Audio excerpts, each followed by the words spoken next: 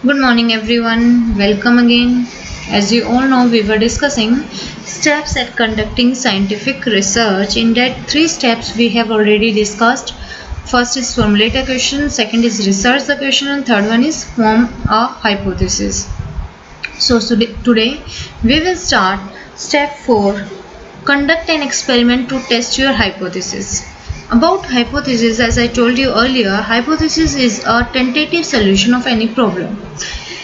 For example, if you make any hypothesis like if soil temperature rise, then plant growth will increase.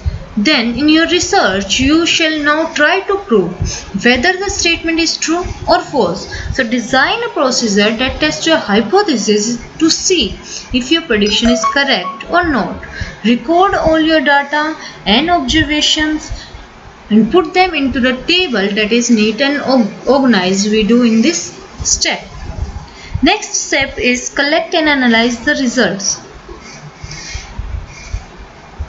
The second step in scientific research is to collect data. Data collection requires developing a research design or a blueprint of the entire study. It requires taking decision about the four aspects. First is participants in the study, second is methods of data collection, third one is tools to be used in research, and fourth one is procedure for data collection.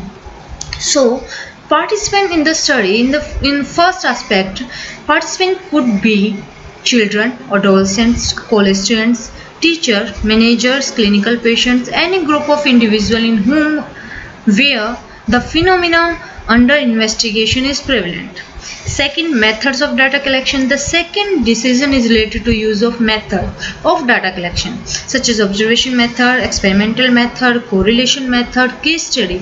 Which method are you going to use in this study? Next is tools to be used in research. The researcher needs to decide about appropriate tools, for example interview schedule, observation schedule, questionnaire, whatever you are going to use in your study. For data collection, the researcher also decide about how the tools need to be administered to collect data, for example individual or group. This is followed by actual collection of data.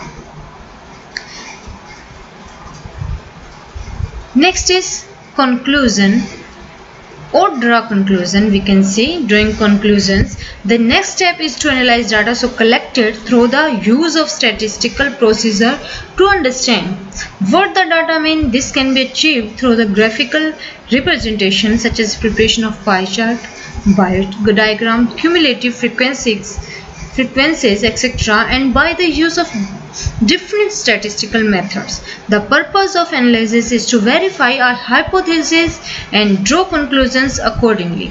So it includes the statement that accepts and or reject the hypothesis. In sixth step, drawing conclusion. If you cannot make the definite conclusion, you may need to try the experiment again. This means you may either need to rewrite your procedure if it was not specific enough. You may need to change your hypothesis. Next and the last step is communicate results. The researcher may have begun the study with the hypothesis that there exists a relationship between viewing violence on television and aggression among children. And we can say if soil temperature rise, then plant growth will increase. So she or he has to see whether the conclusions support hypothesis. If they do, the existing hypothesis theory is confirmed. If not, she or he will revise or state an alternative hypothesis and again test it based on new data and draw conclusions which may be verified by future researchers. So research is a continuous process. So scientists may want to repeat your procedure to see if they get the same results as you. They may also tweak your experiment a little and have a slightly different focus, and your report may lead to a new question which may lead to another investigation. This of course brings us right back to the first step again. So these are 7 steps that we have discussed today. Next time we will discuss nature of psychology.